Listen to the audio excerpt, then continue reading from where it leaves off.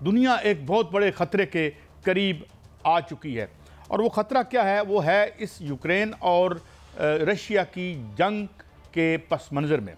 मैं थोड़ा सा अर्ज़ कर दूं कि इससे पहले बात ये हुई थी कि अमेरिका ने ये कहा, प्यूटन ने कहा कि वो जो ईरानियन प्रॉक्सीज़ हैं उनको वो असला देगा, ज़्यादा लीथल असला देगा, ताकि अमेरिका को पनिश कर सके, एंगेज कर सके, खुद उसके अपने जो उसकी प्रॉक्सी उसके खिलाफ लड़ रही हैं। ये पुरानी खबर थी, मगर अब कुछ नई डेवलपमेंट्स हुई हैं और वो बड़ी अजीब व गरीब हैं। और वो ये है कि ज़ेलेंस्की प्रेशर डाल रहा है बाइडन पे, और बाइडन भी टैसिटली इसके हक में है कि जो लॉन्ग रेंज मिसाइल्स हैं वो, या मिसाइल जिसे उर्दू में कहते हैं, वो उनको चलाने की इजाज़त दी जाए, जो ताकि रशिया में दूर तक मार कर सकें। तो इसके जवाब में रशिया ने यह कहा है कि अगर ये हुआ तो इसका मतलब ये होगा कि नेटो बराह रास्त रूस पर हमलावर हो रही है। क्योंकि ये असला यूक्रेन के लोग चला नहीं सकते, जो उनके ऑफिशियल्स हैं वहाँ पे पर्सनल लाने पड़ेंगे। तो ये एक जंग की समा है। और भी इल्ज़ामात हैं, मगर मेरे साथ मौजूद है ब्रिगेडियर वकार हसन साहब। ब्रिगेडियर साहब, एक बड़ी अजीब सी सिचुएशन पैदा हो रही है और एक यानी गज़ा भी इस पस मंज़र में है, मगर ये तो दो न्यूक्लियर आर्म्ड, और आप ये भी जानते हैं कि स्टॉक पाइल रशिया के पास भी कम नहीं है, despite the Nizam of Soviet union. आज भी मेरे ख्याल में उसके पास न्यूक्स अमेरिका से ज़्यादा है। क्या समझते हैं, कुछ दरमियान का हल तलाश करेंगे या ये पागलपन कहीं खुदा न खास्ता प्रिवेल कर जाएगा? जी, अभी तक के जो आसार हैं कैसा, वो तो यही है कि दोनों साइड में ये मैक्सिमम पोजीशन पे हैं।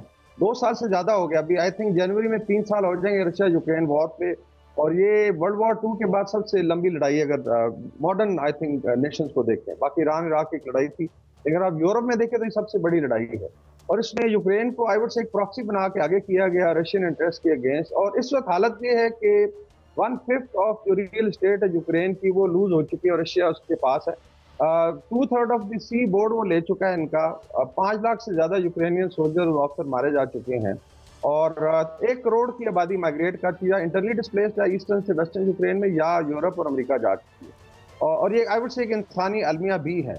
इसका सेटलमेंट जो है ना 3 साल पहले हो सकता था, जब पुतिन ने ऑफर कीजिए कि आप पीस टॉक्स में आए, इसको डीमिलिटराइज करें।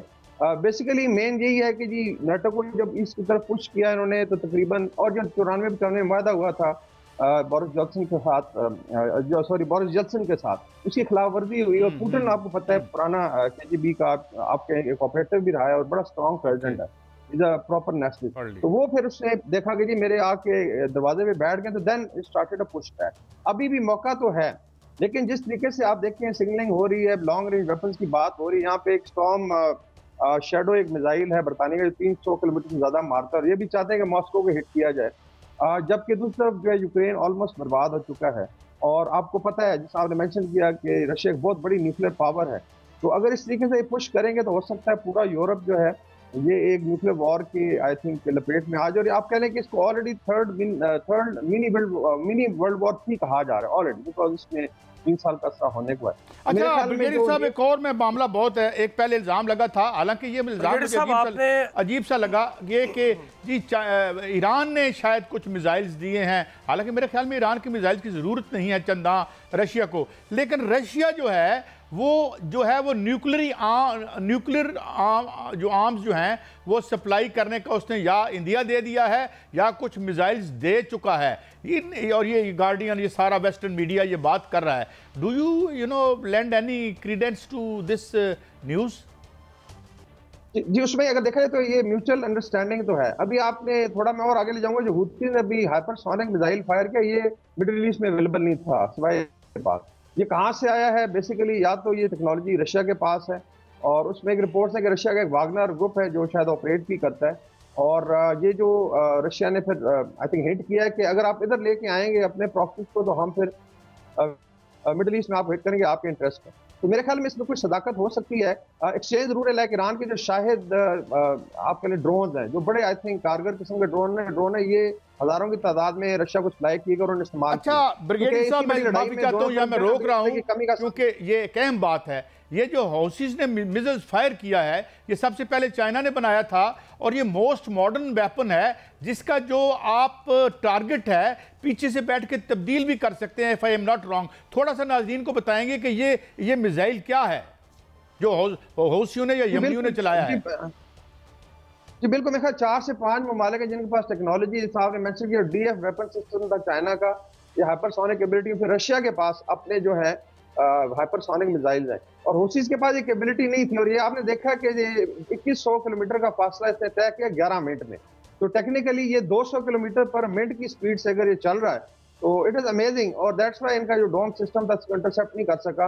ऑल्दो इजराइल ने बाद में कहा जी कि ये नहीं लगा और कहाँ जगह पे लगा है, बट डेफिनेटली हाइपरसोनिक मिसाइल की टेक्नोलॉजी आ जाना लेट्स से हिजबुल्लाह के पास या हुती के पास, ये एक बहुत बड़ा आई थिंक गेम चेंजर है।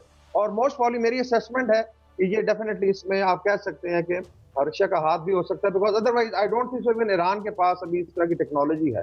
और वागनर ग्रुप की रिपोर्ट्स थी कि वो हिजबुल्लाह को और हुतीज को शायद सपोर्ट करे, बिकॉज वो एक प्राइवेट मिलिट्री कंपनी है जिस तरह इनकी ब्लैक वाटर्स में रशिया की भी वागनर ग्रुप है बहुत बड़ा, और वो मिडिल ईस्ट में पहले भी ऑपरेट करता रहा है। तो इट इज़ वेरी इंटरेस्टिंग, लेकिन अभी तक कुछ सबूत सामने नहीं आया कि ये हाइपरसोनिक मिसाइल अगर आ गया मिडिल ईस्ट में तो ये किस तरीके से चेंज करेगा, और ये बहुत बड़ी थ्रेट है इजराइल के लिए। जी मियां साहब, आप कुछ कहना चाह रहे थे? ब्रिगेडियर साहब, मेरा सवाल ये है कि एक जानिब रशिया और रूस की जंग, और जिसमें यूरोप जो है उसको लपेट में लिए हुए है या ले रही है, दूसरी जानिब ईरान जो है वो इजराइल पर हमला करने के लिए भी उन्होंने धमकी दे रखी है। अगर ये सारा कुछ होता है, उधर से यूरोप जो है वो उस लपेट में आता है, इधर से खित्ता अरब और यहाँ पर अमेरिकन मौजूदगी जो है वो उसके होते हुए हमला होता है, तो आप क्या दुनिया को तीसरी वर्ल्ड वार की तरफ देख रहे हैं जाते हुए? जी बिल्कुल, इसकी रिजेम्बलेंस बहुत है। अगर आप देखें फर्स्ट सेकेंड वर्ल्ड वॉर में भी स्टार्ट ऐसे ही हुआ था कि like first world war started के जी एक सर्बियन प्रिंस था और उसको बोस्निया हर्जेगोविना में मार दिया गया, और अलायंसेस थी, फिर बारी बारी वो कूदती गई और एक वर्ल्ड वॉर की सूरत अख्तियार। इस वक्त अगर आप इससे यूरोप में देखें तो ऑलरेडी मिनी वर्ल्ड वॉर 3 कहा जा रहा है। देखें 3 साल होने के, वेरी लॉन्ग, और उसमें एक तरफ नेटो की पूरी माइट है और एक तरफ रशिया की पूरी माइट है, फिर किसी हद तक चाइनीज आपके लिए फाइनेंशियल सपोर्ट है। अच्छा ब्रिगेडियर साहब, हमारा ये बांग्लादेश का मामला, वहाँ सुना है कायद-ए-आज़म की अप्रिसिएशन के लिए वहाँ जो है वो बातें हो रही हैं। उसके बाद पाकिस्तान और बांग्लादेश में कुछ आर्म्स डील्स की बातें हो रही हैं, न्यूक्स सीख कर सकता है हमसे, टेक्नोलॉजी मांग सकता है बांग्लादेश। क्या ये क्या कहानी है? ये भी एक कॉन्स्पिरेसी थ्योरी है, और मिसाइल टेक्नोलॉजी भी हमसे शायद वो लेना चाहता है।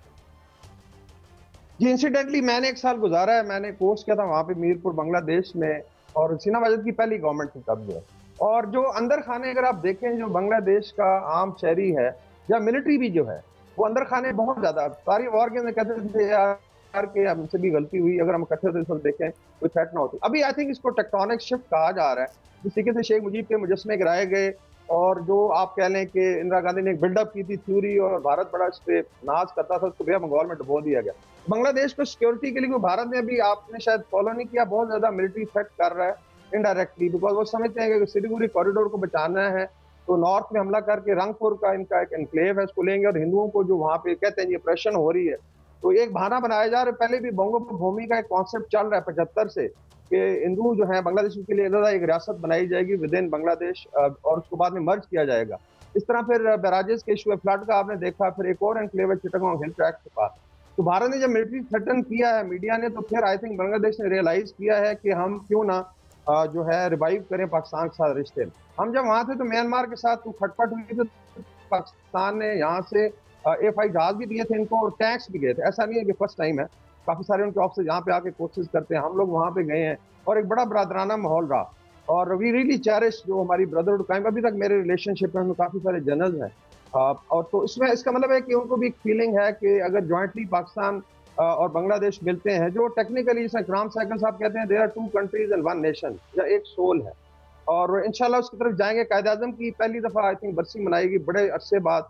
देन यू हैव कॉल्स कि जी आप न्यूक्लियर ट्रीटी करें और पाकिस्तान जो है उनको हेल्प करे। अच्छा ब्रिगेडियर साहब, मेरा एक और आखिरी सवाल आपसे कि अभी इंडिया ने कुछ ईरान ने अपने तहफ़्फ़ुज़ात का इजहार किया, इंडिया में मुसलमानों की जो प्लाइट है, तो उनके आपस में कारोबार भी हैं, ये इस डेवलपमेंट को कैसे देखते हैं आप? इसमें आई थिंक ये पहले भी जो उनके सुप्रीम लीडर हैं खमेनी साहब पहले 1-2 दफा इजहार कर चुके हैं, स्पेशली जहाँ पे मुसलमानों पे ऑपरेशन हो, चाहे वो गाजा है, चाहे वो अपना भारत का है कश्मीर में जैसे इशू है रोहिंग्या, इसके ऊपर उन्होंने बड़ी बात की। म्यांमार पे पहले भी ईरान ने बड़ा, तो I think they also found कि अभी एक साल होने वाला है, दूसरा भारत में इलेक्शन भी आ रहे हैं ऑक्युपाइड कश्मीर में 18 सितंबर से, तो बड़ा अच्छा टाइम ये स्टेट था, इसको बावर कराने के लिए इस तरीके से नहीं चलेगा। भारत एक खौफजदा रियासत है, ये इतना रिएक्ट करते हैं बांग्लादेश पे, अगर आप देखें तो इनकी चीखें निकली हुई मीडिया की जैसे कोई अजाब आ गया। हालांकि एक चेंज आई है गवर्नमेंट की, इसी के से ईरान ने स्टेटमेंट दिया है तो फिर सर पे उठा लिया। तो basically they are scared nation, और मेरे ख्याल में तो जरूर से जो रीजन है पूरा वो मिल के जो है भारत के खिलाफ आवाज है। भारत के अंदर क्या नहीं हो रहा मुसलमानों के साथ, परसों भी लिंचिंग हुई है, आई थिंक परसों इन्होंने इसी तरह शिमला में, जहाँ कभी ये नहीं हुआ था कि मस्जिद गिराई गई है, और डेली जो है मुसलमानों को गौ रक्षा के नाम पे मार दिया जाता है। ऑक्युपाइड कश्मीर में रेजिस्टेंस मूवमेंट जो पिक कर रही है, फिर मानीपुर में आग लगी, तो भारत के आई थिंक बहुत ज्यादा चैलेंजेस हैं। और ईरान ने मेरे ख्याल मॉरल हाई ग्राउंड पे बिल्कुल सही कहा कि आप अपना हाउस इन ऑर्डर करें, और उस पर फिर भारत ने रिएक्ट किया है, तो मेरे ख्याल इम्पिंज करेगा रिलेशनशिप पे, उसकी टाइमिंग बड़ी इंटरेस्टिंग